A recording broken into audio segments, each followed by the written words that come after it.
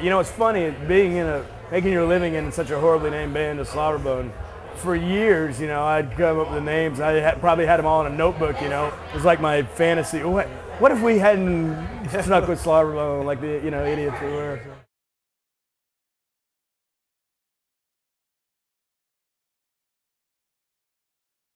It's Greek. That's their currency is a drachma, but it means a handful.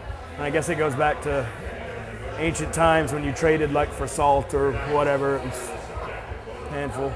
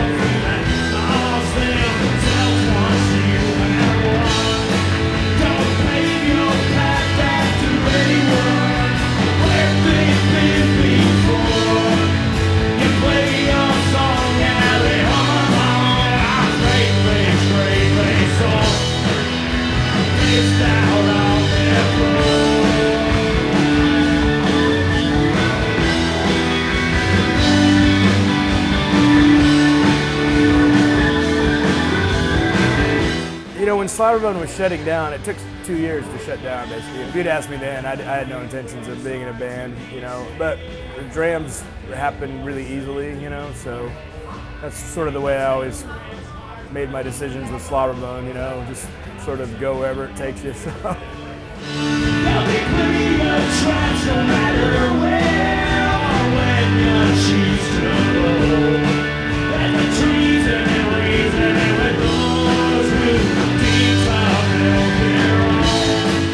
Before Slobberbone had broke up, we'd been doing a residency at a place in Dallas every Sunday night for a month. And Brian, living in Florida, couldn't really come in for him. So I'd been recording Keith and Chad's band, Budapest One, so I think on 1 or 2 of them, Keith and Chad actually filled in, and they learned something like, 25 songs in a couple days, and that was really fun.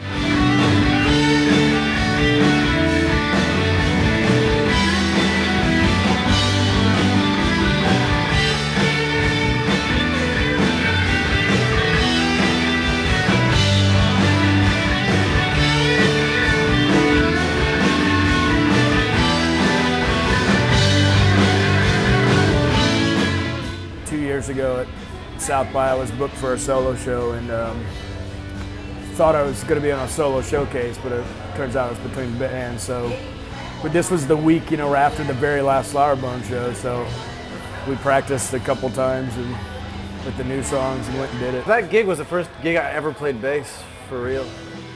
We were thinking about it this year when we were at South by, that it was the year anniversary of the band, and it seemed kind of weird that our first show had been at South by Southwest.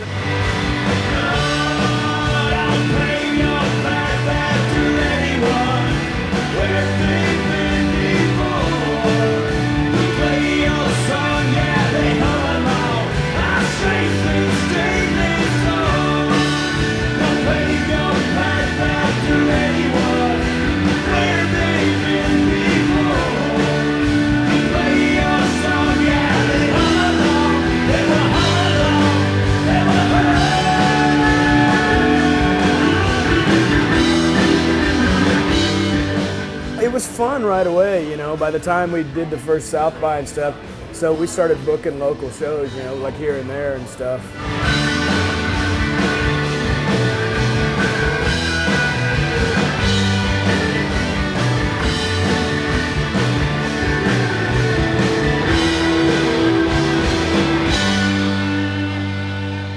I don't guess it really was full on until, I'd sent the demos to New West and Peter Jesperson was really excited and, and said, let's go make an album.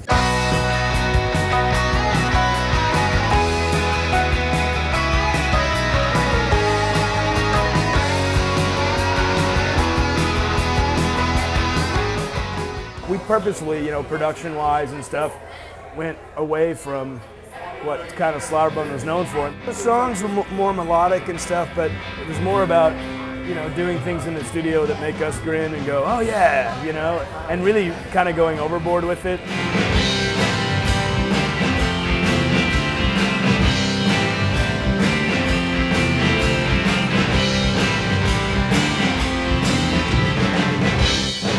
Look around, what kind of friends are these? Can't you see? They're so essential, like the sun and sea and the tree. Drive around until you're on your knees. If you please, until you find exactly what you need. What you need. For me, what it comes down to is just doing whatever the hell we wanted to do, like that we thought, served the song. And for me, and a lot of the sort of common language that we had has to do with, things on old albums and stuff that we love, but that maybe we never had a context for within the, our old band or whatever. This could be the way to go now if you're going down. With good music every night, yeah, friends in every town. No matter where it leads you, no matter what you get. Oh, I'm willing to bet now, I bet you don't forget. You Won't Forget's really fun to play, and it was fun to record, because it's kind of big, epic, silly song, I guess it was one that, I remember when you brought it to practice, it was one of the early songs that we first flushed out as a band, like we all kind of, and then also because of the theme of it, it just kind of feels like, the song, I think you're in the van, driving around, looking at the countryside, like, it's kind of like an anthem about going on tour with your buds, so. It's really kind of representative of the overall sort of notion behind the album, that it getting back to doing it for the right reasons.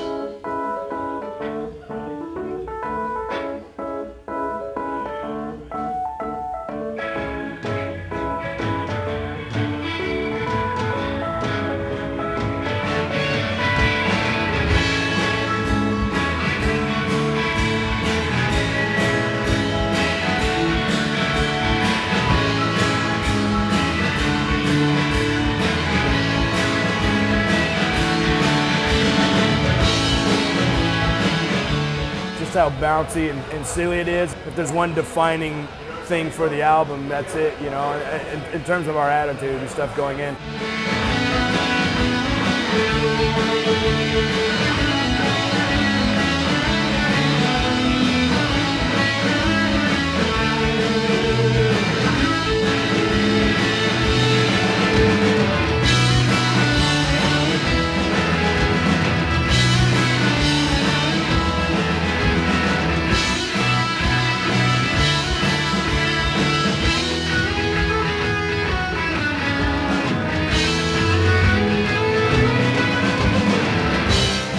And it's fun now too, like read reviews or talk to people, like because people either get it or they don't. They think it's just hokey and whatever. And the cool thing is that we sort of designed it to where it's almost like you can read people, and like if they don't get it and think it's really hokey, then it's fun. It's fun for us if they don't get it, because that's really the joke. And you won't forget. And that's reading them out, the screen. That's right.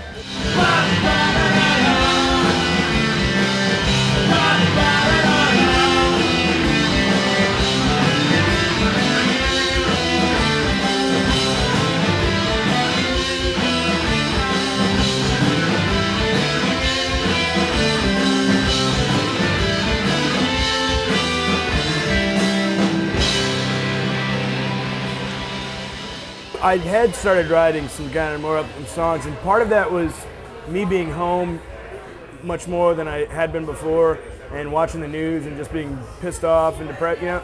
So like, it's you know, maybe I was trying to pull myself out, but I mean, at some point when I got about halfway into the demos, you know, I was seeing this sort of thematic thread between them, and I liked it because I feel like I've had some sort of some positive and uplifting stuff on albums before, but most people don't always get it, you know, and so I liked that maybe there was a broader thread of that.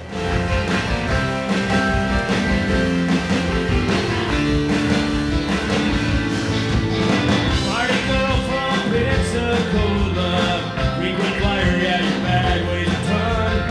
Make a smile with a red Crayola, makes me wonder what are you buying from. Although today I talked to my mom on the phone, and she had just listened to the album this week and asked me if I was clinically depressed and what was going on. I was like, what are you talking about? Your new song's so sad. I was like, I thought I made an uplifting album. One day you see that it's over, see the beauty being where you are. Appreciate the fireflies, baby, just in case you never see the star.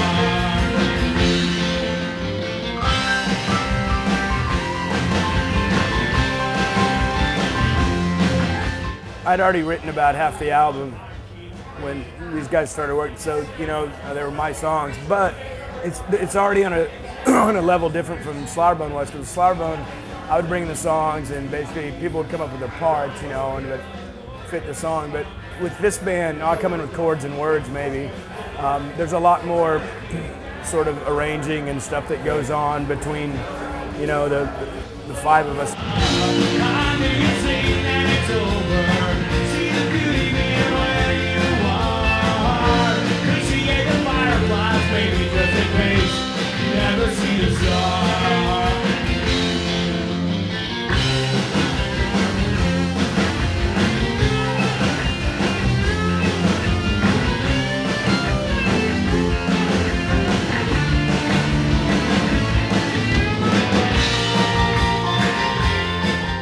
Chad's just this old school kind of cat. I mean, he's all about, you know, arrangement and getting it right. And I love Budapest One. They were one of my absolute favorite local bands, and Keith's an amazing songwriter. So I'm hoping that as we go on, you know, it'll be more and more of a full-on collaboration.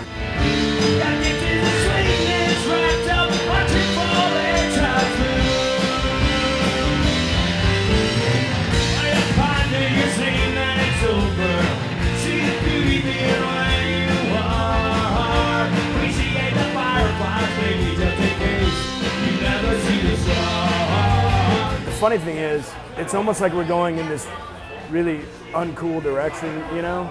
But for several years with Slobberbone, there's nobody telling us, you know, or anyone that what we were doing was cool, you know? So if there was any real sort of motivational factor, it's just to just blindly go ahead and do stuff, you know, without any regard for categorization and stuff, and see what happens.